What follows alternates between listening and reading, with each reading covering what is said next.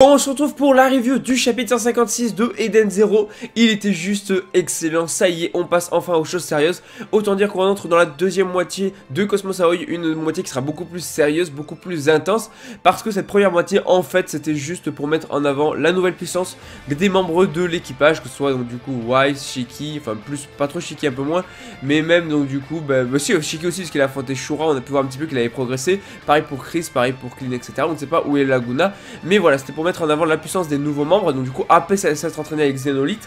Et là clairement on va passer aux choses sérieuses Bon, on commence le chapitre directement avec Xiaomei qui va un petit peu résumer la situation. Bon, du coup on va parler d'un petit peu tout ce qui se passe, le fait que Ziggy arrive, le fait que Shura, donc du coup il a envoyé les Ocean Sails s'affronter, donc enfin il a affronté les membres de l'équipage de l'Eden Zero. Enfin le fait qu'il y a Creed qui est avec donc du coup Omura, le fait que Eraser, Goodwin et Justice sont en train de repousser l'armée du système stellaire, plus le fait que Jaguar est là aussi, etc. Bref, ça résume globalement la situation. Le fait que Shura aussi détient Witch. Alors je vais pas blablater là-dessus, vous vous souvenez très bien de la situation et elle a très bien expliqué. Mais surtout ça craint pour du coup l'Empire de Nero, parce que là l'armée se fait totalement repousser, leurs soldats se font défoncer parce qu'on a une alliance entre du coup Deadcam, qui est une sorte d'entreprise de fabrication d'androïdes, qui du coup forcément se lie contre Shura, parce que du coup Shura veut détruire les androïdes et lui c'est tout son business. Donc il s'allie donc du coup avec Jaguar qui arrive, qui va défoncer mais littéralement la porte, qui va se pointer.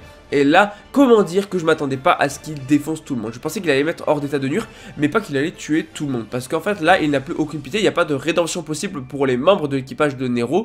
Il va littéralement déchiqueter tous les membres, les démembrer. Il va se transformer en Jaguar. Donc oui, c'est ça son Nether Gear. Il se transforme en Jaguar et il va littéralement exploser tous les membres, tous les soldats. Il va les découper en morceaux. Tu vois des bras qui volent, tu vois du sang partout et tout.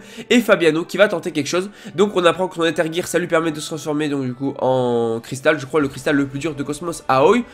Bah en fait il va littéralement se faire éclater par Jaguar en 2 secondes. Mais on apprend de la part de Nero que finalement Fabiano serait le soldat le plus fort de l'Empire. Alors est-ce qu'il parle du soldat le plus fort qui est présent ici dans l'Empire, ou est-ce qu'il parle aussi en comptant les Ocean Sails? Ce qui veut dire que Fabiano depuis le début était le plus fort. Bon, il s'est fait totalement rétamer, mais n'importe quel Ocean Sail se serait fait rétamer face à Jaguar qui est surpuissant. Et franchement ça fait plaisir de voir un gars comme ça qui défonce tout le monde de l'armée donc de Nero, mais surtout sans aucune pitié. On voit que l'armée du système stellaire n'a aucune pitié des fois, parce qu'il démembre tout le monde. Bon, en tout cas on a, comment dire, on a un truc de fou qui se prépare, parce que là on a une battle royale qui va se préparer entre 3 personnages.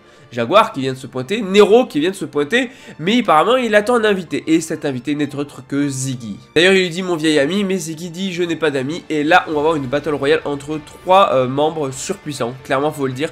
On a Jaguar, un des pas des Ocean Sails, mais des Ocean Sails, donc du coup de l'armée du système stellaire, donc l'un des membres les plus puissants de l'armée du système stellaire. On a du coup Ziggy, qui est Ziggy, voilà, le chef, le roi des machines, tu vois, c'est Ziggy. Et d'un côté, tu as Poseidon Nero, qui est un des Ocean Sails, voilà, un des généraux galactiques démoniaques de Cosmos Aoi. C'est un truc de fou, là, la Battle Royale. Si on a vraiment des chapitres de combat, je veux vraiment des gros chapitres de combat entre ces 3 membres-là, où chacun attaque les uns les autres, parce qu'en soit Jaguar il va arrêter à la fois Ziggy et à la fois, donc du coup, Nero à la fois Jaguar et à la fois Ziggy, et Ziggy à la fois, bon, Jaguar il s'en fout un petit peu, mais je pense qu'il affrontera aussi, puis Nero aussi. Bref, ça va donner des combats de fous. Je veux vraiment des chapitres Mashima, régale-nous. Chapitres avec des attaques de malades pour montrer la puissance de ces 3 personnages là. Parce que ces 3 personnages qui imposent le respect, le charisme et qui ont une puissance juste démentielle.